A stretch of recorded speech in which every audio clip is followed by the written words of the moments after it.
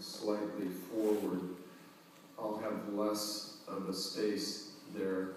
And that's to my liking, because to open up much more space than what you see right there, the tissue at surgery would not be able to allow that kind of movement without tearing. So that's about as big as I want to open up a distal lateral space with my feasibility model surgery. And again, I can move this fragment forward, close it down a little bit, but then I'm not as perfect a class 1. But if I have to, I can do that. And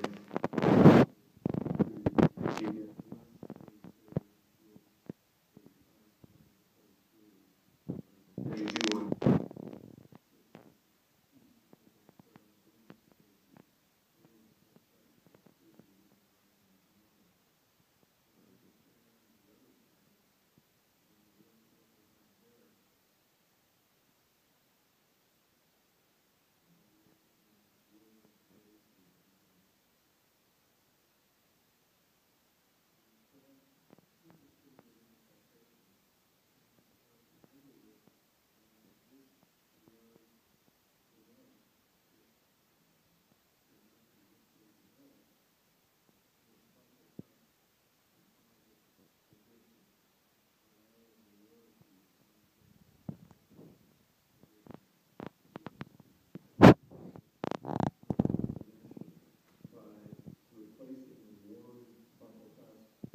Lower, we're able to maintain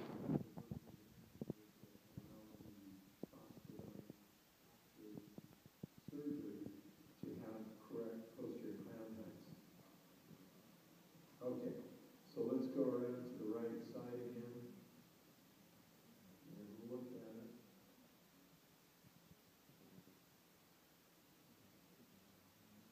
And when you look at the front again,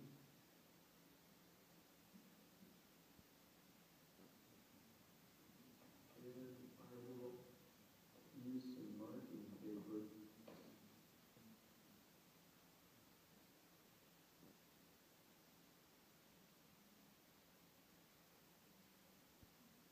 Let's see where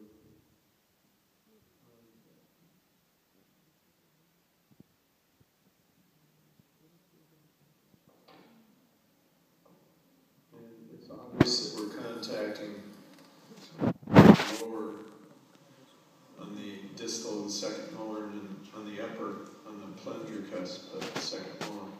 So the rule always is you want to deepen the fossa, not remove the cusp. So that's what I'll do.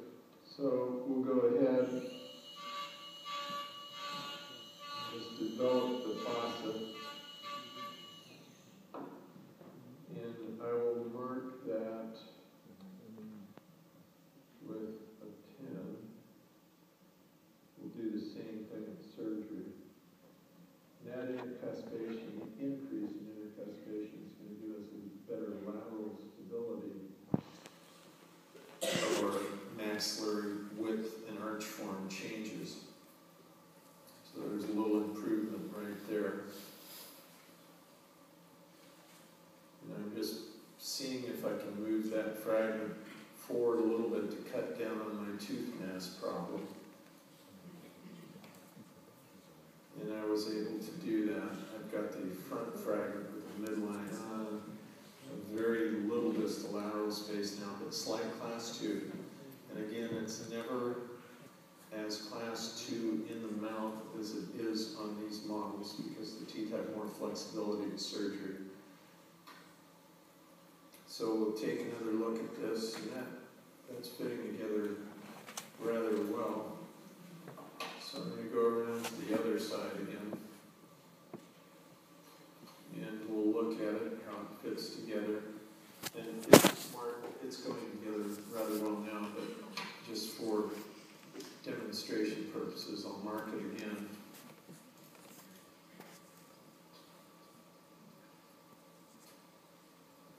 Many times we'll equilibrate multiple teeth. Okay, I'm just going to give us a little bit of a fossa here again.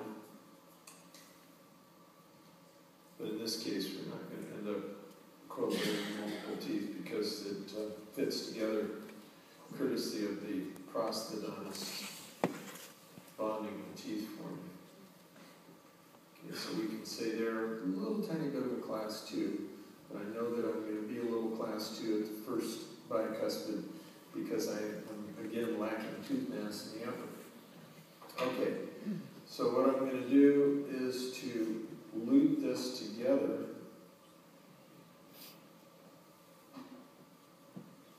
And again, I'm going to put the front piece on.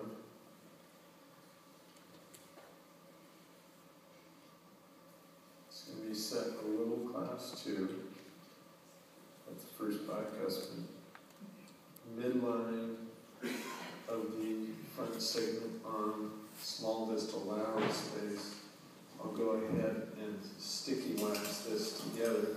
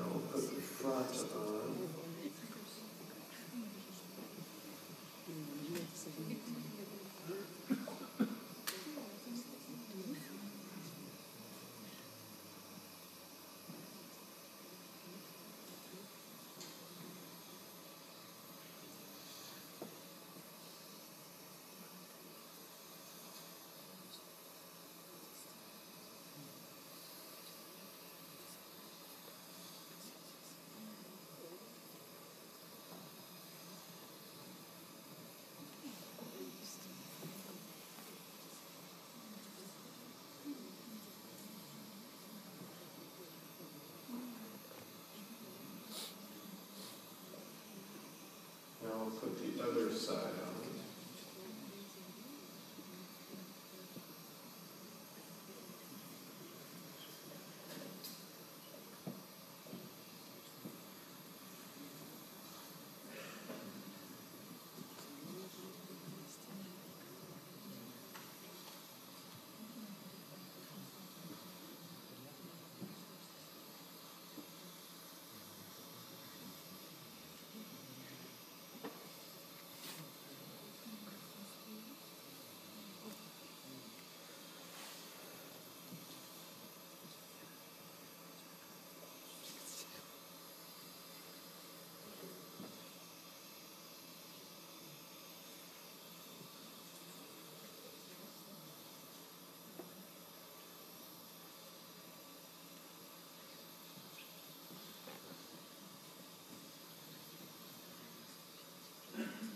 Okay.